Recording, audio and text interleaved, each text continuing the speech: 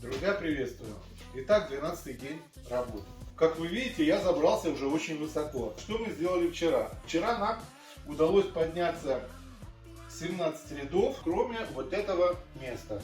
Здесь мы 2 ряда не заканчивали специально, чтобы можно было установить дверь коптильни. Камера уже сформирована, здесь стоят колосники. Колосники стоят для того, чтобы можно было коптильню поставить на них, какой-нибудь противень там, когда коптишь, жир капает, чтобы он не капал туда вниз в трубу. Ну и заодно колосники, как они соответственно, будут пропускать через себя дым. Здесь, значит, поднимается все выше труба духовки. И вот в этой части, где у нас идет моноблок, мы поднялись уже на 18 рядов. Думаю, сегодня мы перекроем одним рядом. Ну вот такие вот дела. Задача у нас сегодня поставить дверь, ну и подняться сколько сможем.